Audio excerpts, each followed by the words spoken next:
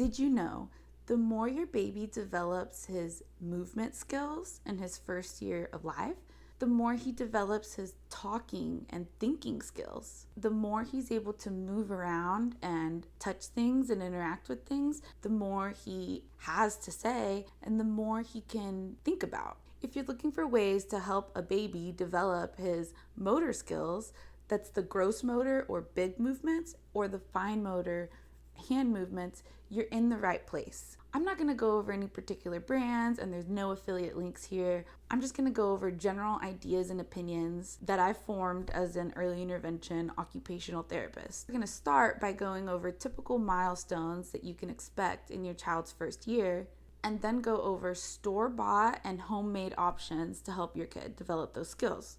As a little caveat, a few things that we're going to talk about could be choking hazards for your kid or just dangerous. So everything that we talk about is going to be under close adult supervision. Okay, ready to dive in? So what skills do children learn within their first year? Well, it's important to know that motor development starts from head to toe and from core to your limbs. Your baby's going to need to learn his neck and head control before he's able to control his hips. And he's going to be able to also control his core before he's able to work on things with his hands. Always try to give your baby a good posture. So that just means hips supported, feet supported, and a play surface around like nipple height. Another thing you can expect for motor development is for the first few months of life, they're pretty curled up. And then you'll see them start to straighten out or extend. And eventually by their first year, they're going to be standing up. So it's a lot of motor skills they got to learn within that first year. In your baby's first year, he's going to develop eye and head control. Part of that eye and head control is learning depth perception. He's going to learn rolling, sitting, crawling, and pulling himself up to stand. For his hands, he's going to learn that they're there. Then he's going to learn more forearm, wrist, and finger movements. By the end of your child's first year, he might be poking and pinching. So those are the things we expect to see in your baby's first year. Now to the good part. Now we're going to go over both the store-bought and homemade toys you can have in your home to help your child develop those skills. First of all, in the first few months of life, don't be surprised if your baby isn't yet interested in toys. You're your child's first toy, so just looking at faces is going to be enough for the very first years of life. That's not to stop you from trying some of the toys. I'm just saying don't be surprised if they're not yet interested. So if you are looking for toys or objects that interest them, they're going to be high contrast objects. It could be black and white, but it could also just be two colors that stand out against each other. It's kind of the opposite of muted colors. So you can find a lot of board books or just picture cards that look just like that. It's just patterns in a high contrast.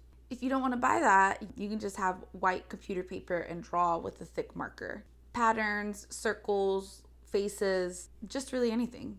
And here's your challenge. Is there any interesting packaging around the house that has a high contrast that could be perfect for helping your baby develop his eye and head movement? Another general idea is to look for things that feel, look, and sound interesting. Examples are like vibrating toys, like a vibrating toothbrush. That could be an idea. Toys with lights, things that spin, and things that they can shake.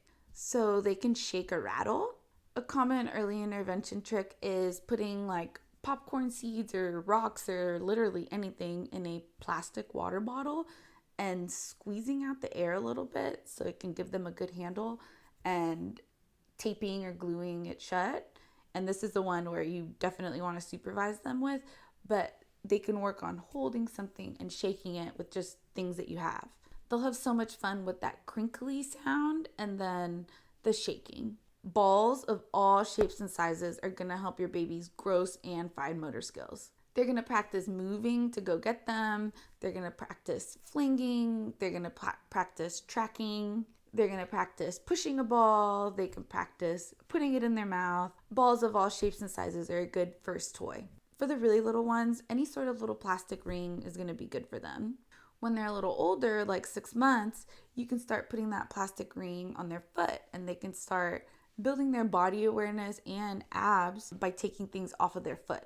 For wrist and hand movements, A shape sorter is good. At first without the lid, so they're just practicing putting things in and taking things out, and then comes the lid where they practice moving their wrist and hands. If you don't have a shape sorter, you can use just any plastic Tupperware or old recyclable containers and cut a slit in it, or different shapes. They're going to learn the same skills of moving their hands to fit things into things. And this is also an old tried and true toy, but boxes. Kids love boxes. If it's a big box, they can use it as a play surface. So closer to the 12 months, they could be standing on it. They can be pushing it. You can teach them in and out. And for the in and out, a Kleenex box is perfect for that. Just putting things in, taking things out. And also for smaller boxes, they can work on stacking them. By the way, I work hard to get these ideas all organized for y'all. So if you're liking this video, please give it a like. Okay, so you're also gonna wanna find something that your baby likes to do while he's on his belly. So doing tummy time. A lot of times that could be your face, and I think that's a great one because it's highly motivating. Just encourage them and try to make silly faces and do fun things. While he's in any position, but especially while he's on his belly, he can work on tracking. So if you have any toy on a string, or you can use a shoelace, they need to learn how to look side to side and then up and down and near and far. So just any way that you can get your baby interested in looking at what's going on and moving his head, that's going to be a great toy. A mirror can be great for tummy time. When they're like 9 to 12 months during tummy time, there's always going to be like little gym equipment to buy, but I'm sure you can get creative with the furniture in your house. You can use sofa cushions to help them climb up, or pillows to help them climb over, or chairs so they can start pushing. You can roll up blankets or towels to make like a homemade bolster. And you can use a bolster for them to lay across or push. Always with these motor skills, remember to make sure your baby is going in both directions and don't just always put them right head on to the toy. To help develop their pinching skills with their hands, they can take things out of white beet containers. Another one that I always had fun with was taping little things to a mirror, and they can work on pulling them off. A toy that you can buy to have the same pinching motion are those little squigs. They're like suction cups with little characters. Kids love to grab those and pull them off mirrors. Board books are also great. Your baby's gonna learn the movements of turning a page. He's gonna learn his little pointer finger and point to random things that he sees. He's gonna learn feeling things with those little interactive books. And the last idea for toys for your kid is food. Once he's sitting upright and showing interest, food makes such a great toy. They're gonna get lots of taste, smell, and touch experiences. With food, there's gonna be a lot of pinching, poking, smearing, and hand-to-mouth coordination. So you've learned a lot about what motor skills to expect in your kid's first year. And I hope you have a lot of ideas on how you can help your child achieve those skills. Remember, again, this is just general. There are millions of kids all over the world with a wide range of skills and interests. Kids often develop so many things just naturally, but some kids don't, and they need a little extra help. If your kid's not using his hands like expected, it could be a sign that he needs a little extra help. And I'd love to talk to you and collaborate on options for your kid. My virtual occupational therapy practice, Bright and Early OT, is dedicated to helping parents all over Texas and California. If you want your free consultation, email me at Christina, that's CRISTINA, at brightandearlyot.com, or you can call me at 619-631-5398.